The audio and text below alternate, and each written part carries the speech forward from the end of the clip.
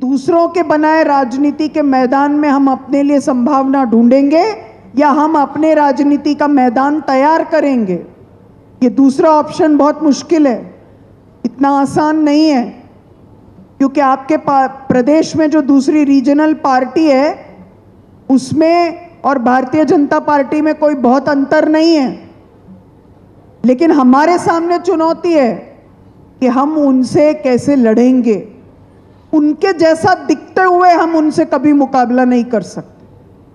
हम उनसे एक ही सूरत में मुकाबला कर सकते हैं कि हम अपनी राजनीति के लिए मैदान तैयार करें, और वो काम हम सबको मिलकर करना है, इस कमरे को मिलकर करना है। मुझे लगता है कि वो काम कोई मुश्किल काम नहीं है। आप में से काफ़ी लोगों ने कांग्रेस के विरासत की बात की। इस पार्टी के कार्यकर्ताओं ने अंग्रेजी साम्राज्यवाद के खिलाफ लड़ाई लड़ी है। इस पार्टी के कार्यकर्ताओं ने जमींदारी उन्मूलन की लड़ाई लड़ी है। इस पार्टी के कार्यकर्ताओं ने जो प्रभुत्व संपन्न जातियां थी उनके शोषण के खिलाफ लड़ाई लड़ी है, बाबा साहब और गांधी जी के पद चिन्हों पर चलते हुए। इस पार्टी के कार्यकर्ताओं ने लैंगिक तौर पर जो डोमिनेंस है उसके खिलाफ लड़ाई लड़ी है। इस पार्टी के कार्यकर्ताओं ने सामाजिक आर्थिक बदलाव के लिए लड़ाई लड़ी है। तो इसी पार्टी के कार्यकर्ता सामाजिक आर्थिक न्याय की भी लड़ाई लड़ सकते हैं। इसमें हम सबके सामने अभी 4 साल का समय है। आपकी पार्टी की यहाँ पर सरकार बनी, हमारी और आपके पार्टी की। हमारे मुख्यमंत्री जी ने सरकार का नेतृत्व करते हुए अनेक काम किए। जिन जिन चीज़ों का वायदा हम लेकर गए उनको पूरा करने की कोशिश की। मुझे लगता है कि इतनी शिद्दत के साथ ये कोशिश और कहीं पर नहीं हुई होगी। लेकिन एक बात और है कि जो बदलाव हम सरकार के तौर पर लेकर आते हैं वो बदलाव हमारे अपने अंदर व्यवहार के तौर पर अगर नहीं दिखेगा तो लोगों का हमारे साथ विश्वास कायम नहीं होगा, और वो ही कायम करने की हम सबकी जिम्मेदारी है। छोटी मोटी कमियां होती हैं, आप में से काफ़ी लोगों ने उसकी बात की। समन्वय की कमी होती है, हमको लगता है कि संवाद नहीं हो पाया है, हमको लगता है कि संगठन का पूरा काम अभी फैलाव नहीं हुआ है, लेकिन हमारे पास अभी समय है कि हम उस काम को अपनी प्राथमिकता के आधार पर पूरा करें। हमारे वो कार्यकर्ता जो कि इस पार्टी के प्रति वफादार रहकर 10 साल काम किए, उनकी प्राथमिक सुनवाई होना ज़रूरी है। उनको लगना चाहिए कि ये उनकी सरकार है। इस सरकार के ज़रिए वो न्याय की लड़ाई लड़ सकते हैं, गरीब लोगों की मदद कर सकते हैं और उनकी लड़ाई लड़ सकते हैं।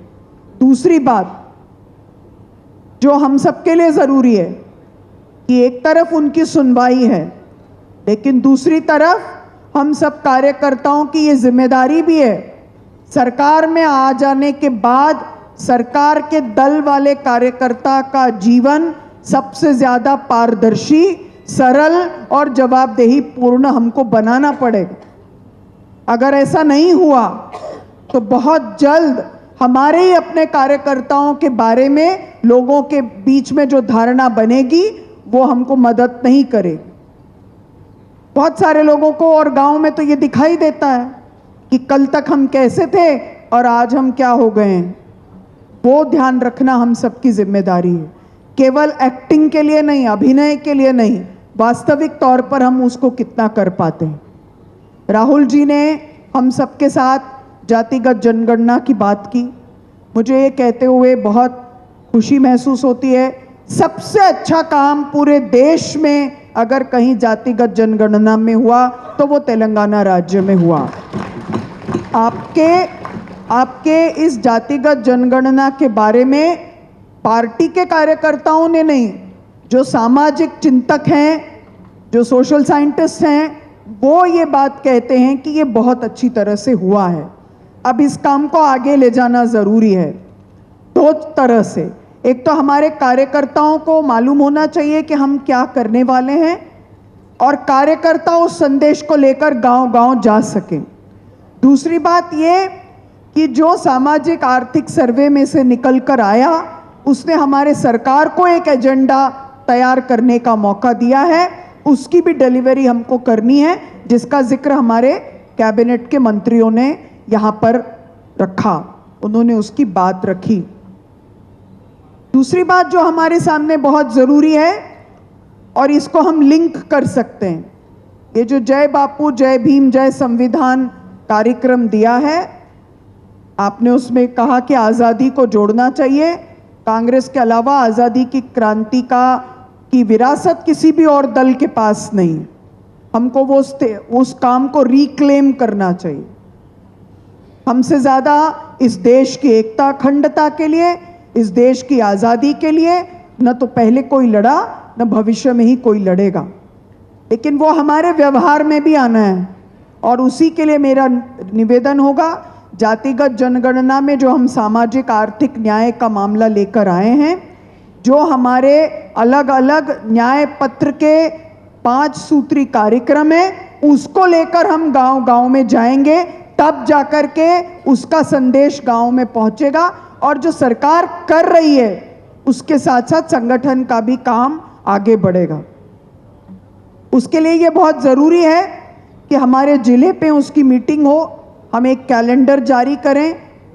मैं प्रदेश कांग्रेस अध्यक्ष जी से निवेदन करूंगी कि हम बैठकर एक पूरा कैलेंडर बनाएं, जिला स्तर पर कब मीटिंग होगी, मंडल स्तर पर कैसे मीटिंग होगी, फिर हम ग्राम पंचायत तक इस कार्यक्रम को लेकर कैसे जाएंगे, हमारा एजेंडा क्या होगा, हमारे पर्चे क्या होंगे, हमारा संदेश क्या होगा, उसको हमको करना चाहिए। 8 और 9 अप्रैल में गुजरात में AICC का एक अधिवेशन हो रहा है, उसके पहले हमको अपने इस कार्यक्रम को आगे ले जाने की ज़रूरत है। मैं ये भी साथ में जोड़ना चाहती हूँ कि जहाँ हम ये बात करते हैं कि कार्यकर्ता की सुनवाई सरकार में होनी चाहिए, कार्यकर्ता का प्रतिनिधित्व सरकार में रहना चाहिए, जिसका प्रयास आपके राज्य में शुरू हुआ है। बहुत सारे मोर्चा संगठन और डिपार्टमेंट के अध्यक्षों को अवसर मिला है।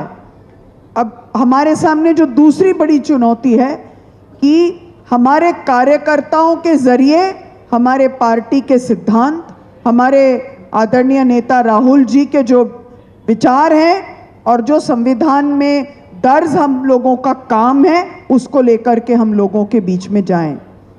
हम ये याद रखें कि हमारा मुकाबला उस दल से है जिस दल में ऐसे कार्यकर्ता हैं जो कि पूरे तरह अपने विचार को बढ़ाने का काम करते हैं। अगर वो काम हमने नहीं किया तो ये याद रखिए कि कभी कोई वैक्यूम नहीं होता, वो स्थान दूसरे लोग आकर के भरेंगे। हम क्षेत्रीय दल से लड़ते हैं तो जाति के आधार पर, क्षेत्रीय एस्पिरेशंस के आधार पर हम लड़ते हैं, लेकिन जब हम बीजेपी से लड़ेंगे तो उसके साथ हमारे विचार की लड़ाई भी जुड़ी है। उनका विचार कंट्रोल करने का है, नियंत्रण करने का है, हमारा विचार कनेक्ट करने का है, जुड़ाव करने का है, और वो हमें हमारे व्यवहार में भी दिखना चाहिए। मैंने इसीलिए निवेदन किया था। आप में से सभी साथियों को मैं धन्यवाद करती हूँ। आप में से काफ़ी सारे लोगों से मैं पहले से परिचित हूँ, कुछ लोगों से परिचित नहीं हूँ, लेकिन मुझे उम्मीद है कि परिचय हमारा हो जाएगा। हमारे और आपके प्यार में, अनुराग में कोई कमी नहीं होगी। मैं किसी तरह के हायरार्की को नहीं मानती, मैं स्पष्ट तौर पर कहना चाहती हूँ। मेरे नज़र में कोई मतलब AICC के अध्यक्ष हैं और कोई बूथ के अध्यक्ष हैं, सबके दोनों के प्रति अगर मैं समान रूप से सम्मान नहीं करूं तो वो ठीक बात नहीं होगी। मेरे पास जब मिस्ड कॉल आते हैं, मैं सबको बता रही हूँ कि उसमें जिनके नाम मैंने नोट किए हुए हैं उनको मैं बाद में फ़ोन करती हूँ, जिनका नाम सेव नहीं है उनको मैं पहले कॉल बैक करती हूँ कि वो हमारे कार्यकर्ता होंगे। उनसे पहले बात करना हमारी जिम्मेदारी है। उन्हीं के दम पर हम लोग कुछ भी बनते हैं, यहाँ हम जितने भी लोग बैठे हैं। अगर वो नहीं होते तो हम लोग कुछ नहीं बन सकते थे, पहली बात।